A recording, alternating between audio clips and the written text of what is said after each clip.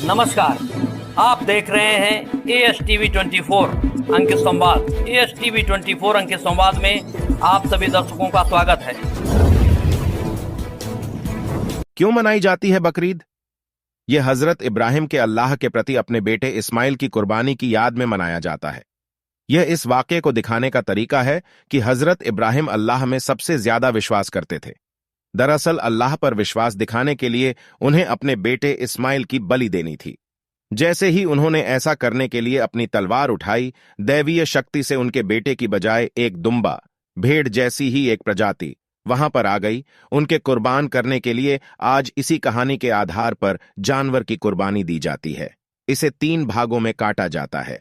एक भाग गरीबों में दान कर दिया जाता है, दूसरा भाग दोस्तों और रिश्तेदारों को दे दिया जाता है और बचा हुआ तीसरा भाग परिवार खाता है। दरअसल इब्राहिम से जो असल कुर्बानी मांगी गई थी वह थी उनकी खुद की थी, अर्थात ये कि खुद को भूल जाओ, मतलब अपने सुख आराम को भूलकर खुद को मानवता की सेवा में पूरी तरह लगा दो। तब उन्होंने अपने पुत्र इस्माइल और उनकी मां हाजरा को मक्का में बसाने का निर्णय लिया। मक्का उस समय रेगिस्तान के सिवा कुछ नहीं था। उन्हें मक्का में बसाकर वह खुद मानव सेवा के लिए निकल गए। इस तरह एक रेगिस्तान में बसना उनकी और उनके पूरे परिवार की कुर्बानी थी। क्या है इसका संदेश? ईद उल अजहा के 2 संदेश हैं। पहला, परिवार के बड़े सदस्य को स्वार्थ के परे देखना चाहिए, खुद को मानव उत्थान के लिए लगाना चाहिए। ईद उल अजहा याद दिलाता है कि कैसे एक छोटे से परिवार के जरिए एक नया अध्याय लिखा गया।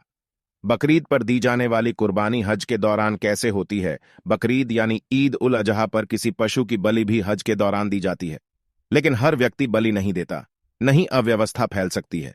इसलिए काउंटर पर अपने जानवर, भेड़, बकरी या ऊंट के लिए पैसे जमा कर देते हैं। इसके बाद उन्हें SMS के जरिए कुर्बानी की खबर दी जाती है, जिसके बाद जाकर उसका मांस ले सकते हैं।